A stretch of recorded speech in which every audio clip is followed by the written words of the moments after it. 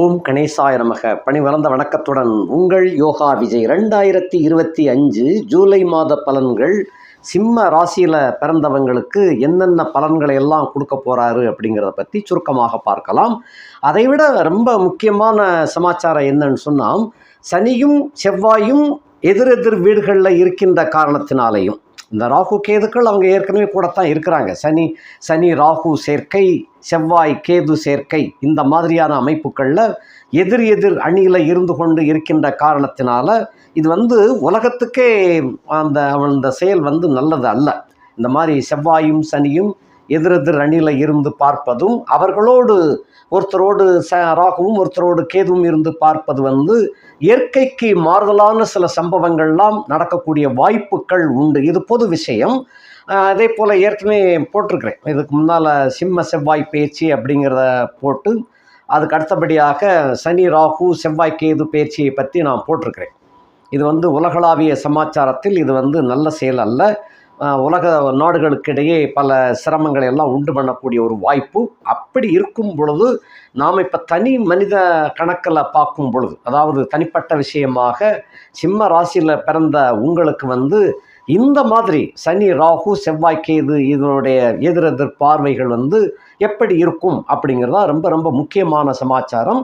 இதில் சனி ஜூலை 2ஆம் தேதி வக்ரம் ஆகி விடுகின்றார். இதில் முக்கியமாக பொதுவாக சிம்மராசிக்காரங்களுக்கு கண்டச்சனி வந்ததுலேருந்தே வாழ்க்கையில் பல தொல்லைகள் தொடங்க ஆரம்பிச்சிருச்சு.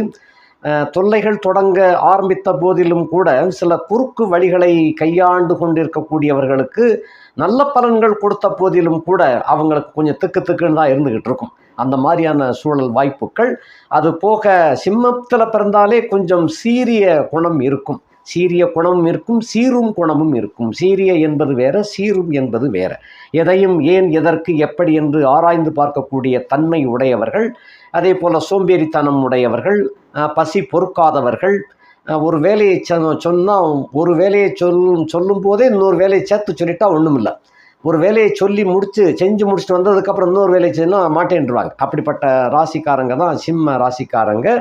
இவருடைய வாழ்க்கையில் பொதுவாக இவர்களை புரிந்து கொள்வது கொஞ்சம் கஷ்டமாக இருக்கும். ஏனென்றால் எந்த நோக்கத்தோடு எந்த காரியத்தில் இறங்குறாங்க அப்படிங்கிறது அவங்களுக்கே தெரியாது. அந்த மாதிரியான ஒரு விஷயமாக இருக்கும். அப்படிப்பட்ட உங்களுக்கு ராசியில் கேது உட்கார்ந்ததிலிருந்தும் கொஞ்சம் மன பேதமை ஏற்பட்டு கொண்டு வருகின்றது. இது போக யோகாதிபதி ஆகிய செவ்வாய் அவர் கூட சேர்ந்திருக்கிறார். சிம்ம செவ்வாயாக உட்கார்ந்துருக்கிறார். அது நல்லது தான். பட்சே 7ஆம் இடத்துல இருக்கிற சனி ராகு, கண்டக சனியும் கண்டக ராகுவும் உங்களுக்கு பல இடைஞ்சல்கள், அதாவது கிடைக்கக்கூடியவைகளை கிடைக்காமல் செய்யக்கூடிய தன்மை தான் இவங்களுக்கு வேலையாக போகும். இந்த சனி ராகு என்பவர்கள் அது கெடுக்கக்கூடிய வகையில் ரொம்ப கெட்டிக்காரங்க. 2 பேருமே கற்பர்கள், கொடுப்பதிலும் வல்லவர்கள். கெடுப்பதிலும் வல்லவர்கள், கொடுப்பதிலும் வல்லவர்கள். அப்படிப்பட்டவர்கள் உங்களுக்கு 7ஆம் இடத்துல இருக்கிறாங்க. இந்த 7ஆம் இடத்துல சனி வந்ததிலிருந்தே, அதாவது மகரத்திலிருந்து சனி கும்பத்துக்கு வந்ததிலிருந்தே உங்களுடைய வாழ்க்கை ஒரு இனம் காணாத ஒரு தவிப்பில் ஓடிக்கொண்டிருக்கக்கூடிய ஒரு வாழ்க்கை. அப்படிப்பட்டதாக ஓடிக்கொண்டிருக்கின்றது. சில பேர் மனசில் வச்சுக்கிட்டு இருப்பாங்க, சில பேர் கக்குவாங்க. அதாவது தாய் தந்தையிட்ட கக்குவாங்க. சில பேர் கணவன்கிட்ட சொல்ல முடியாமல் இருக்கும். தாய் தகப்பன் செய்யக்கூடிய சில செயல்களை கணவனிடம் சொல்ல முடியாமல் தட்டழிஞ்சுக்கிட்டு இருப்பாங்க பெண்கள். அதே போல் கணவனாக இருக்கக்கூடியவர்கள் மனைவியிடம் சொல்ல முடியாமல் தட்டழிந்து கொண்டு இருப்பார்கள். இது போக இவங்க சில விஷயங்களை அடக்கி ஆண்டு கொண்டு இருக்கின்ற காரணத்தினால சுகம் என்பது மாறி போய்விட்டது. சுகம் என்பது கிடைக்காமலே போய்விட்டது. கண்டச்சனி வந்தாலே சுகத்தை தடை பண்ணிடும். அதான் அவருடைய வேலை. இந்த இடத்துல அவர் சொந்த வீட்டில் இருக்கிறார். சொந்த வீட்டில் இல்லாமல் வேற மாதிரி இருந்தான்னு சொன்னால் அடிக்கிற அடி சிம்மராசிக்காரங்களால் தாங்க முடியாது. எப்பயுமே கண்டகச்சனியாக வரும் பொழுது சிம்மராசிக்காரங்களுக்கு அந்த சனி ஆட்சி மூலத்திரிகோண வீட்டில் இருக்கிறதுனால அது கொஞ்சம் தாங்குகிற வல்லமையில் தான் இருக்கும். இதுக்கடுத்து அட்டமச்சனி போகும்போது தான் ரொம்ப உஷாராக இருக்க வேண்டும். இப்போ இந்த சனி ராகு 7ஆம் இடத்துல இருக்கின்ற சனி ஏற்கனவே கெடுத்துக்கிட்டு இருந்தவரில் கூட ராகு சேர்ந்துக்கிட்டார். இந்த மாதிரி வந்ததுனால உங்களுடைய முன்னேற்ற படிக்கட்டுகள் உடைக்கப்பட்டு இருக்கின்றது. அதை தடை செய்யக்கூடிய கட்டமாக, சுகத்தை தடை செய்வதற்காக இந்த மாதிரி நடந்து கொண்டிருக்கின்றது. வாழ்க்கையில் சில பேர் கணவன் மனைவி பிரிவினைகள்லாம் ஏற்பட்டிருக்கும். சில பேருக்கு பிரிந்து போகக்கூடிய அளவுக்கு அவங்களுடைய செயல்பாடுகள் ஓடிக்கொண்டு இருக்கும். ஏன்னா 7ஆம் வீடு என்பது நண்பர்கள், மனைவி, கூட்டாளிகள் அப்படின்னு கணக்கை சொல்லுவோம். அந்த வகையில் இவைகள்லாம் பிரிந்து போகக்கூடிய சூழலை கொடுக்கும். அதாவது என்ன அப்படின்னு சொன்னால், உங்கள் குணம் அவங்களுக்கு பிடிக்காது, அவங்க குணம் உங்களுக்கு பிடிக்காமல் போயிடும். இந்த மாதிரியான வெறுமை தோற்றத்தை கொடுக்கக்கூடிய காரணத்தினால அந்த சனி ராகுவும் சனியும் சேர்ந்து கொண்டு உங்களுக்கு பல வகையான இடைஞ்சல்கள் கொடுத்து கொண்டு இருக்கின்றார்கள்.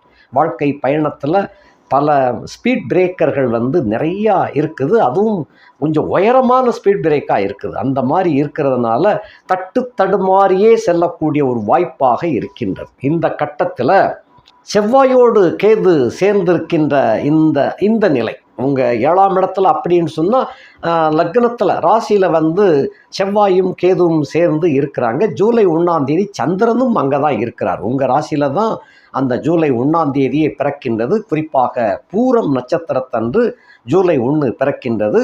2ஆம் நாள் சூரியனுக்குரிய நட்சத்திரமான உத்தர நட்சத்திரத்தில் சந்திரன் பிரயாணம் செய்வார். ஆக ஜூலை 1ஆம் தேதி சந்திரன், செவ்வாய், கேது உங்கள் ராசியில் இருப்பாங்க.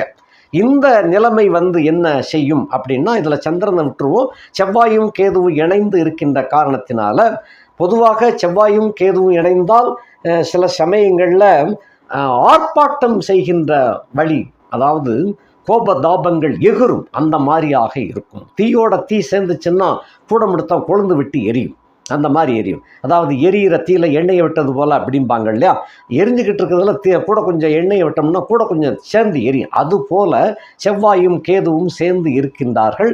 இப்படிப்பட்ட நிலையில் மன கொந்தளிப்பு ஏற்படும். சில பேருக்கு இந்த மாதிரி அந்த பிரம்மை ஏற்படுகின்ற காரணத்தினாலையும், சில குதூகலங்கள் தடை செய்யப்படுகின்ற காரணத்தினாலும், எண்ணங்கள் ஈடேறாமை இருக்கின்ற காரணத்தினால சில பேருக்கு மனம் சம்பந்தப்பட்ட பிணிகள் ஏற்படக்கூடிய வாய்ப்பு, மனம் பாதிப்படையக்கூடிய ஒரு வாய்ப்பாக அது அமையும். ஆகையினாலே இந்த செவ்வாய் பார்வை, கேதுவோடு சேர்ந்த செவ்வாயின் பார்வை, ஸ்பெஷல் பார்வை, 8ஆம் பார்வையாக உங்களுடைய 8ஆம் இடத்தை பார்க்கின்றார். அதே போல் 4ஆம் பார்வையாக 4ஆம் இடத்தை பார்க்கின்றார். அதெல்லாம் ஸ்பெஷல் பார்வைகள். இந்த பார்வையினால் சுகம் என்பது 4ஆம் இடத்தை 4ஆம் இடத்துக்காரனே பார்க்கின்ற காரணத்தினால், அதுவும் கேதுவோடு சேர்ந்த பார்வை, தனிப்பட்டு இருந்த பார்வையினுடைய தன்மை வேறு, ஒருத்தரோடு கலந்து கொண்டு பார்க்கின்ற பார்வை வேறு. அந்த பார்வையினால் விஷப்பார்வை. இது விஷப்பார்வை என்ற காரணத்தினால சுகங்கள் கள்ளத்தனமாக சுகத்தை அனுபவிக்கக்கூடிய ஒரு வாய்ப்பை இந்த செவ்வாயும் கேதுவும் கொண்டு சேர்ப்பாங்க. இது 4ஆம் பார்வை சுகத்தை கொடுக்கும். அது என்ன நேர் வழியில் அல்லாமல் இன்டைரக்டாக அந்த சுகத்தை பெறக்கூடிய வாய்ப்பாக அமையும். அதே போல் 8ஆம் இடத்தை பார்க்கின்ற காரணத்தினால, யோகாதிபதி என்று சொன்னாலும் கூட கேதுவோடு இணைந்து பார்க்கின்ற காரணத்தினால 8ஆம் வீடும் பழுதடைகிறது அப்படின்னு சொன்னால் மனோநிலை பாதிக்கப்படலாம். அல்லங்கில் இதனுடைய தன்மை குறுக்கு வழியில் சுகத்தை பெறுவதற்கு முயற்சி செய்யலாம். அதனால் இந்த மாதிரியான சில இக்கட்டான சூழ்நிலைகள், இந்த செவ்வாய் கேது சேர்க்கை, சனி ராகு சேர்க்கை, இந்த மாதிரி அமைப்பு சிம்ம ராசிக்காரர்களுக்கு கொஞ்சம் சோதனை கட்டமாகத்தான் இருக்கும். கொஞ்சம் கவனமாக இருப்பது நல்லது. இதற்கு இடையில உங்களுக்கு ஆறுதலாக சொல்லக்கூடிய விஷயம், குரு பகவான் 11ஆம் இடத்துல இருக்கிறார். அவருடைய கைங்கரியம்தான் இப்போ உங்களை காப்பாற்றக்கூடிய ஒரு வாய்ப்பு. இந்த குரு பகவானுடைய பார்வை 7ஆம் இடமாகிய அதாவது அவருடைய 9ஆம் பார்வையாக உங்களுடைய 7ஆம் இடத்தை பார்க்கின்ற காரணத்தினால அந்த கண்டகச்சனியும் கண்டராகவும் கட்டுப்பாட்டில் வைக்கப்படுகின்றது. இதுக்கு இடையில் ஜூலை 2ஆம் தேதி சனி வக்கரம் ஆயிருந்தார். வக்கரிச்சிருச்சு அப்படின்னு சொன்னாலே ராகுவும் அதனை கட்டுப்படுத்த முடியாது, சனியை கட்டுப்படுத்த முடியாது. அந்த சனியும் ராகும் சாதாரணமாக இருந்துச்சுன்னா தான் சனியை ராகு கட்டுப்படுத்துவார். அதாவது கெடுதலில் நீ சரியா நான் செய்யட்டா அப்படிங்கிறதுல பார்ப்பாங்க. இதே போல் நல்ல இடத்துல இருந்தாங்க அப்படின்னு சொன்னால், நீ கொடுக்குறியா நான் கொடுக்கட்டான் அப்படி கேட்பாங்க. இது கெட்ட இடத்துல இருக்கிறதுனால நீ கெடுக்கிறியா இல்லை நான் கெடுக்கட்டா அப்படிங்கிற கணக்கில் வரும். இதுக்கிடையில் சனி வக்கரம் ஆகின்ற காரணத்தினால இப்போ ராகு சனியை கட்டுப்படுத்த முடியாது. என்ன குருவின் பார்வை விழுகின்றது. ஆக மொத்தத்தில் 2 கிரகங்கள் 2 கற்பர்களும் கட்டுப்பாட்டுக்குள்ளே வந்துருந்தாங்க. இது ஒரு ஆறுதலான விஷயம். ஆக உங்களுடைய மனைவியினால் நீங்கள் கொஞ்சம் கட்டுப்பாட்டுக்குள்ளே வந்துடுறீங்க. உங்கள் கோபம் தணியப் பெறுகின்றது. நண்பர்கள், கூட்டாளிகள், இவர்கள் உண்மையான நண்பர்கள், கூட்டாளிகள், மனைவி, இப்படிப்பட்ட அவர்களால் உங்களுடைய கோபதாபங்கள் கட்டுப்பாட்டுக்குள் வந்து விடுகின்றது குருவின் பார்வையினால். அது நீங்கள் செஞ்ச பூர்வ புண்ணியம் என்ற கணக்கில் அது வரும். அப்படிப்பட்ட பார்வையினால் இப்போ உங்களுக்கு பெரிய கண்டங்கள் எதுவும் வராமல் நீங்கள் தப்பித்து கொள்ள முடியும். இந்த மாதிரி இருக்குது. இருப்பினும் மலையேற்றம் என்பது கண்டிப்பாக ஆகாது. மலை ஏறுகின்றவர்கள், மலைவாழ் மக்கள், மலையிலே இருக்கக்கூடிய மக்கள் அன்றாட வாழ்க்கை பயணமாக இருப்பது பிரச்சனை அல்ல. அவர்களுக்கும் அந்த குறிப்பிட்ட நேரத்துக்கு பிறகு அந்த பயணம் அவர்களுக்குள்ளே மலை பயணமாக இருப்பது நல்லது அல்ல. மலையில் வசிக்கக்கூடியவர்களுக்கு, மலையில் வசிக்காமல் மற்றவர்களுக்கு மலையேறும் பயணம் அல்லங்கில் மலைப்பயணம், மலை ஏறுபவர்கள் ஒரு சாகசத்துக்காக ஏறுவாங்க, இல்லை தெய்வ தரிசனத்திற்காக ஏறுவாங்க. அந்த மாதிரி ஒரு பக்கம். இன்னொரு பக்கம் மலை பிரயாணமாக அமையும். இப்போ அந்த ஊருக்கு போய்த்தான் ஆகணும், அங்கே மார்க்கெட்டிங் பண்ணிக்கிட்டு இருக்கேன் அப்படின்னு மலை பிரயாணம் செய்யக்கூடியவர்கள் இந்த ஜூலை 2ஆம் தேதி முதல் அந்த மாதம் முழுவதும் ரொம்ப கேர்ஃபுல்லாக இருந்து கொள்ள வேண்டும். துணை இருந்து பயணம் செய்வது ஓரளவு நல்லது. இருப்பினும் அகால வேளைகள், மலையேற்ற பயணங்கள் கட்டாயம் தவிர்ப்பது நல்லது. இது இப்படி இருக்க இனி நம்ம வரிசையாக பார்க்கலாம். இது சனி, ராகு, செவ்வாய், கேது, இந்த இதுக்கு உண்டான சில விளக்கத்தை உங்களுக்கு சொல்லிட்டேன். இனி நம்ம வரிசையாக பார்க்கலாம். சிம்ம ராசியில் பிறந்த உங்களுக்கு அந்த ராசி நாயகன் 11ஆம் இடத்துல இருக்கிறாரு. வலுவிழந்து இருக்கிறார். 11ஆம் இடத்துல இருக்கிறது பெருசு இல்லை. நல்லா பலத்தோடு இருந்தார்னா அவர் நல்லது. பலம் இழந்து இருக்கின்றார். அந்த பலம் இழந்து இருக்கின்ற காரணத்தினால உங்களுடைய செயல்பாடுகள் மகாராஜன் போல இருப்பீங்க. பட்சே உள்ளுக்குள்ளே ஏதோ ஒரு பயம் இருந்து கொண்டே இருக்கும். வெளியே வெளியே கெட்டிக்கார்த்தனம் போல இருப்பீங்க. அஜானுபாகவாக இருக்கலாம். பட்சே உள்ளுக்குள்ளே ஏதோ ஒரு பயம் இருந்து கொண்டு தான் இருக்கும். கிட்டத்தட்ட செவ்வாதசை, மக நட்சத்திரத்தில் பிறந்து செவ்வாதசை சந்தித்து கொண்டு இருக்கின்றவர்கள் ரொம்ப கவனமாக இருக்க வேண்டும். நெருப்பு சம்பந்தப்பட்ட விஷயம், எலக்ட்ரிக் சம்பந்தப்பட்ட விஷயம், அடுப்பு, அதாவது சமையலறை கூடங்கள், இந்த மாதிரி மற்ற தளவாட ஜாமான்கள் இருக்கக்கூடிய இடங்கள், இப்படிப்பட்ட வகையில் ரொம்ப கவனமாக இருக்க வேண்டும். ஏனென்றால் உங்களுக்கு மக நட்சத்திரத்தில் பிறந்தவங்களுக்கு 5ஆம் தசை செவ்வாய் தசையாக நடந்து கொண்டிருக்கும். ரொம்ப கேர்ஃபுல்லாக இருக்க வேண்டும். அது அப்பப்போ ஏதாவது ஒரு உடல்நலம் சரியில்லை அப்படின்னு சொன்னால் உடனடியாக டாக்டரை அணுகி நீங்கள் அதை சரி செய்து கொள்வது ரொம்ப ரொம்ப கட்டாயம். அது போக சிம்ம ராசிக்கு பலவிழந்து இருந்தாலும் கூட 11ஆம் இடத்துல இருக்கிறார். ஆகையினால பொதுவாக உங்களுடைய வாழ்க்கை தோற்றம் என்பது அந்த மாமூல் பணிகளில் எந்த விதமான இடையூறும் ஏற்படாது. நீங்கள் வாட்டுக்கு மாமூல் பணிகளை செய்து கொண்டிருக்கலாம். அதில் சிக்கல்கள் எதுவும் இல்லை. கவனத்தோடு எல்லா வேலைகளிலும் செய்ய வேண்டும். இது ஒரு முக்கியம். அதே போல் உங்களுக்கு நீங்கள் எடுத்த காரியங்கள் தடைப்பட்டு கடைசியில் நிறைவேறும். முதல்ல தடைபற்றும், 2வது தடைபற்றும், 3வது கூட தடைபற்றும், 4வது முயற்சி உங்களுக்கு வெற்றியை கொடுக்கக்கூடியதாக அது அமையும். ஏனென்றால் அங்கே குருவும் சேர்ந்து தான் இருக்கிறார். ஆகையினால இறுதியில் வெற்றி கிடைக்கும். 12க்குடைய நாயகன் 1ஆம் இடத்துல இருக்கின்ற காரணத்தினாலையும் அவரோடு செவ்வாயும் கேதுவும் சேர்ந்திருக்கின்ற காரணத்தினாலும் விரயங்கள் கடுமையாகவே ஏற்படும். அது மருத்துவ செலவு ஏற்படாத வண்ணம் பார்ப்பதற்கு தெய்வீக தேவாலய தரிசனங்கள், அந்த கோவில் தரிசனங்கள், இந்த மாதிரி குலதெய்வ வழிபாடுகள் இப்படி செலவு செஞ்சிட்டிங்கன்னா கெட்ட செலவு வராமல் தப்பித்து கொள்ளலாம். அயனசயன போகபாக்கியம் தடையின்றி ஓரளவு சிறப்பாகவே கிடைக்கும். 2-11 அதிபதியாகிய புதன் என்பவர் 12ஆம் இடத்துல இருக்கின்றார். ஆகையினால குடும்பத்தில் ஒருத்தர் புரிந்து கொள்ளக்கூடிய தன்மை ரொம்ப கம்மியாக இருக்கும். இதனால் கூட சண்டை சச்சரவு வரலாம் குடும்பத்துக்குள்ள. லாபங்களை பொறுத்த மட்டில் சிறப்பாக இருக்கும். இருந்த போதிலும் கல்லாவில் பணம் தங்காது. நிறைய விரயங்கள் ஏற்பட்டு விடும். வாக்கு, தனம், குடும்பம், வாக்கு என்ற கணக்கில் கொஞ்சம் நிதானம் தேவை. வாக்கில் ரொம்ப நிதானம் தேவை. வாக்கை விட்டுட்டோம்னா திரும்ப எடுக்க முடியாது. சில்லறைகளை கொட்டினால் அள்ளி விடலாம். வார்த்தைகளை கொட்டிவிட்டால் அள்ளிவிட முடியாது. ஆகையினால் ரொம்ப கவனமாக பிஹேவ் பண்ணுங்க. 7ஆம் இடத்துல சனி இருக்கிறாரு, கவனம். 7ஆம் இடத்துல ராகு இருக்கிறார், கவனம். குரு பார்த்தாலும் கூட சில சமயங்கள் அந்த பார்வையை மறைத்து கூட சில சமயங்களில் ராகுவும் சனியும் வேலை செஞ்சிருவாங்க. அதனால் கவனத்தோடு பேசுங்க. அடுத்தபடியாக 3க்கும் 10க்கும் அதிபதி ஆகிய சுக்கிரன் 10ஆம் இடத்துல இருக்கிறார். தொழில் உத்தியோகத்தில் குறை இருக்கார், அது வாட்டுக்கு ஓடிக்கிட்டு இருக்கும். நீங்கள் தான் சரிவர செய்யணும். அந்த கவனம் பிசகிச்சுன்னு சொன்னால் அந்த பணியை நீங்கள் 2வது தடவையாக செய்ய வேண்டியது வந்துடும். ஆகையினால் கவனத்தோடு செய்வது நல்லது. வியாபாரம், தொழில் இவைகளில் ஒழுங்காகவே ஓடும். லாபங்கள் கொஞ்சம் அதிகமாக வருவதற்கில்லை, சுருக்கமாகத்தான் வரும். கவனத்தோடு இருங்கள். 3 கூடையவன் 10ஆம் இடத்திலே இருந்தால் வெளியில் சுகம் அதிகமாக கிடைக்கும். வீட்டுக்குள்ளே கிடைக்கக்கூடிய சுகம் தடைபட்டு போய்விடும். வெளியில் உங்களுக்கு சுகம் கிடைக்கக்கூடிய ஒரு வாய்ப்பு. அதே போல் சுக்கிரன் என்ற காரணத்தினால பயணத்தின் மூலமாகவும் உங்களுக்கு யோகம், அதாவது உடல் சுகம் எல்லாம் வெளியில் கிடைக்கக்கூடியதாக அது அமைகின்றது. இதில் கவனமாக இருந்து எல்லாவற்றையும் வெற்றி கொள்வது நல்லது. நண்பர்கள், வெளிவட்டார தொடர்பு நண்பர்கள் உங்களுக்கு சகாயமாக இருப்பார்கள். அடுத்தபடியாக 4, 9க்கு அதிபதி ஆகிய செவ்வாய் லக்கணத்தில் அவரும் வலுவிழந்து இருக்கின்றார். அதாவது வலுவிழந்து அப்படின்னு சொன்னால் சஷ்டி திதி அன்றைய தினம், அதாவது ஜூலை 1ஆம் தேதி சஷ்டி திதி என்ற காரணத்தினால சூரியனும் செவ்வாயும் வலுவிழந்து விடுவார்கள். அப்படி இருக்கின்ற காரணத்தினால தாய் நலம் அப்பப்போ கிடக்கூடிய ஒரு வாய்ப்பாக அமையும். கேது கூட சேர்ந்திருக்கிறாரு, சந்திரனும் மாதுரு காரகன் சந்திரனும் சேர்ந்திருக்கின்ற காரணத்தினால தாய் நலம் திடீரென்று பாதிக்கப்படக்கூடிய ஒரு வாய்ப்பாக அது அமையும். தாயின் உடல் நலத்தில் அதிக கவனம் எடுத்துக்கொள்வது நல்லது.